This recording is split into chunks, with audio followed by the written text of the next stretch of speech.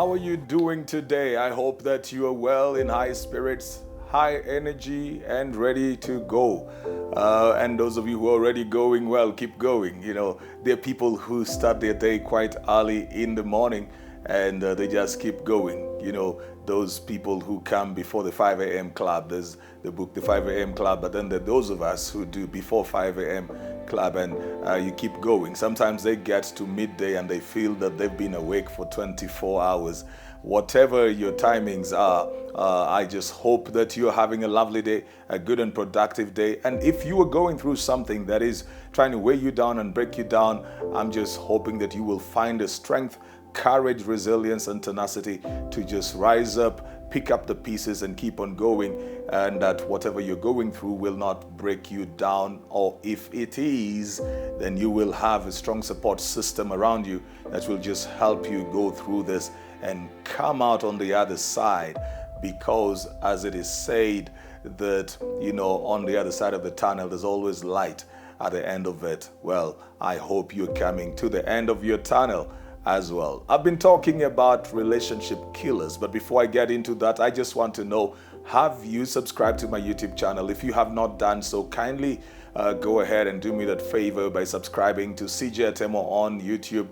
Then set notifications for every time when we upload the videos so you get to know, so you watch, like, post a comment, and share them as well. I'd be so glad to see you posting your comments there and liking, and then even sharing the videos just to get somebody else to watch and receive help. You never know who is going to need it at what point. It may be people on your timeline, people in your circles. It may be your family members, your friends, your fraternity, friends of your friends. Anybody would be needing that, and so it would be so good for you to just do that. Connect with me as well on social media, CJ Atemo on Instagram, Twitter, Facebook, and on LinkedIn as well. But if you want to get in touch with me via email, it's cjatsol@gmail.com. We're talking about relationship killers, and I have talked about absence. I'd say that it is possible for you to be physically present but emotionally absent and not involved or vested. That can affect every kind of relationship, including with your children, with your spouse. I've talked about the element of distance and how there has got to be a great intentionality for you to be able to, just overcome the challenges that come with distance. People have to call each other very intentionally. People have got to visit. It requires so much. Finances are involved. If people have got to visit each other, sacrifices are involved, especially when people are very busy. So if you have to leave your station, go to the other side to see the other person, calls for a lot of sacrifice, flexibility as well. So much work has to go into it if it is going to work.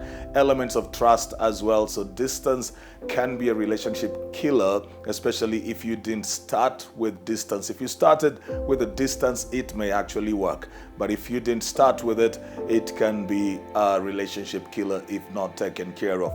Today, I want to talk about silence.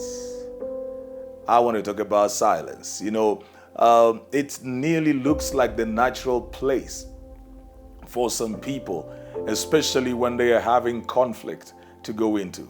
And they will say, I don't want to argue. I don't want issues. So they go quiet. Well, as much as their intentions may be very good, silence is not the best way and not the healthiest way to deal with issues in a relationship. A lot of people don't know how to handle conflict, so they will just go quiet. When they have difficult situations, they will say, look, I don't want to have issues, so they just decide to go quiet. And whereas their intentions may look perfectly good and okay, their actions always hurt the other person and the relationship. Other people don't want to express themselves because they don't want to show a sign of weakness, or they don't want to be vulnerable. They just cannot say that this is what I expected from you. They don't want to say this is how you hurt me. They don't want to look petty, and so they just go quiet. They have a lot of unspoken expectations that will not be met sometimes because the other people don't know that these are expectations. Then they get upset, and what do? They go quiet. And once they go quiet, the other person begins to wonder in their mind, what did I do? What's really wrong? and it begins to affect the relationship because there is a coldness that comes into that friendship. There are people who have not even had great disagreements, but just because somebody went quiet, the other person feels an awkwardness in trying to find out what's going on, and then this person finds the awkwardness in coming out of their cocoon and beginning to connect and relate with the other person. And so with time, the silence just keeps on growing into a wall. I have seen best of friends just lose their friendship because people went silent. And even when they try to get back together, the other person is still disturbed and wondering what exactly happened. How can you just disappear, just go quiet, you're nowhere, you're not talking to anybody, and then show up after 3, 5 months or 4, 6 months. Some people will even go away for a whole year, not talk to you, then show up and they expect things to just be as they were before. Now, normally the other person feels taken for granted, mistreated. They feel that that's a sense of emotional abuse because they were probably so vested in it, and now they realize that you can actually do without them. And so what do? They begin to withdraw. They begin to recalibrate themselves and realign. And even if you ever get back together, you're not coming back into the same space unless you really talk about what caused the silence. Silence leaves the other person second guessing themselves. Sometimes they're not the problem. Sometimes you're dealing with your own issues. But it is important to let the other person know that I'm dealing with some stuff. I will be off for a while, and when I'm okay, I will get back. At least they have a sense of knowing that there's something that is happening. You see, relationships are so dynamic and they're so fluid, especially nowadays, that just one day, they used to say that one day in politics is too much, but even in relationships today, one day is too much. The kind of loyalty that used to be in the older days is not so much today. There's still loyal people, but that's not a common culture today. One day is just enough. I mean, one tweet, one post on Facebook is enough to damage a whole relationship and friendship that has been built from childhood, 20 years or something. Just one business deal gone sour is enough to mess up everything. So you cannot assume that people understand why you're silent. And you cannot say, this is just who I am, this is just how I deal with things. Because remember, when you're relating with other people, you're not relating with yourself. You may understand why you need to be on your own and go quiet, but the other people don't, unless it is communicated to them. Communication is the heartbeat of every relationship. Without communication, nothing will be done, nothing will be accomplished.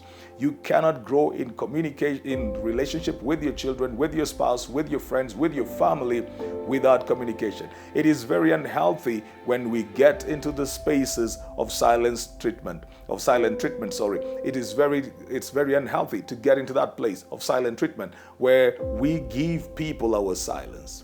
And sometimes we justify it. We say, see, I didn't want to argue back.